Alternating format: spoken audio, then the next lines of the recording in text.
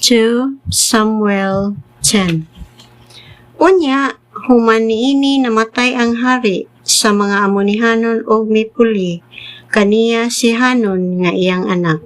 Og miingon si David, magmaayo ako kang Hanon, anak ni Nahas.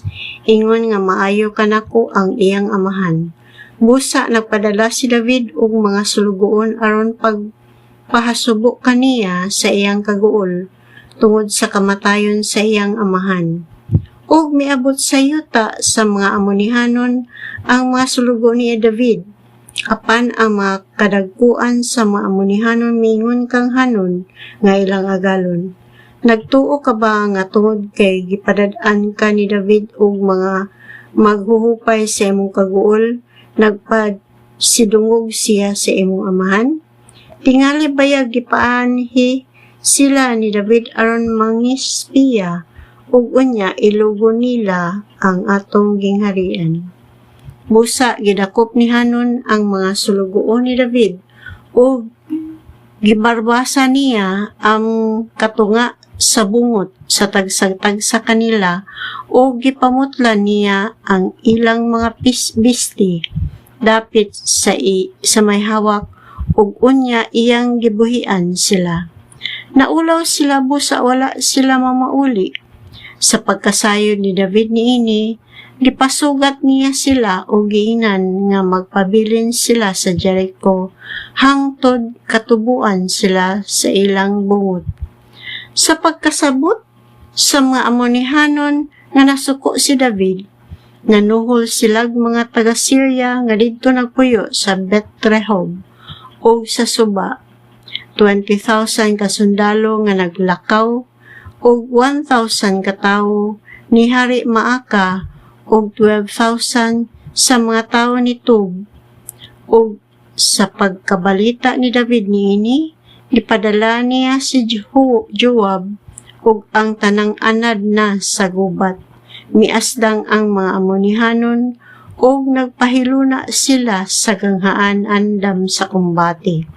Didto sa kapatagan ang mga taga-Syria nga nagpuyo sa Suba o sa Rehob o ang mga tao ni Tob o ni Maaka. Sa pagtan-aw ni Joab nga may mga kaaway siya sa atubangan o sa luyo niya, gipili niya ang pipila ka hawod nga mga tao sa Israel o giandam niya sila batok sa mga Syrianhon.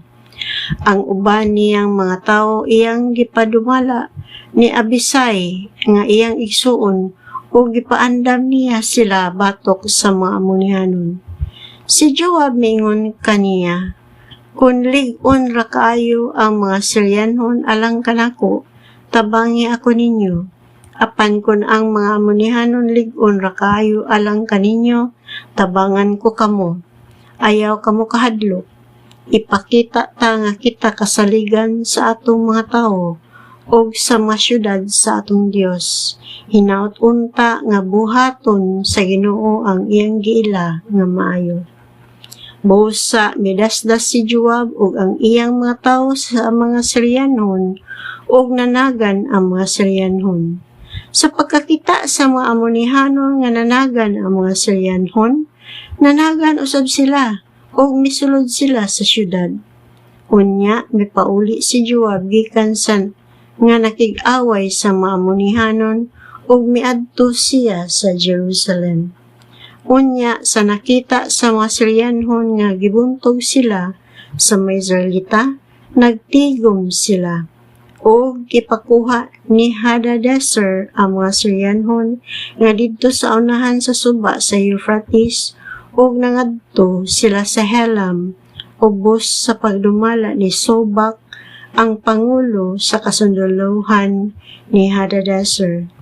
Sa pagkasayo ni David niini, gitigom niya ang tanang Israelita ug milabang sila sa Jordan ug miadto sa Helam.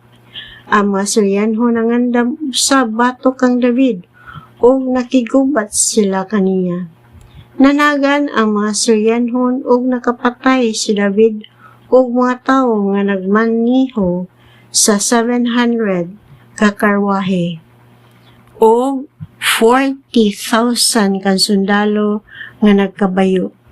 Niadtong gubata nasamad ug namatay si Sobak, ang general sa kasundaluhan. Sa pagkasayod sa tanang mga hari nga sakop ni Hadadezer nga gibuntog sila sa Israel, nakigdait sila sa Israel ug nahimo silang mga alagad. Busa, sukad ni adtong nahadlok na ang mga Siryanhon sa pagtabang sa mga Amonihanon.